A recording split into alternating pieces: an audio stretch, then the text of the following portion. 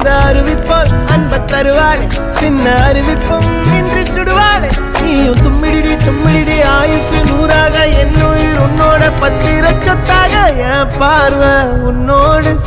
உன் பொம்மை கண்ணோடு பேசாமல் விண்ணோடு நாம் மிதந்து போவோம் காதாரா அடியாளோ நான் தாங்க மாறோடு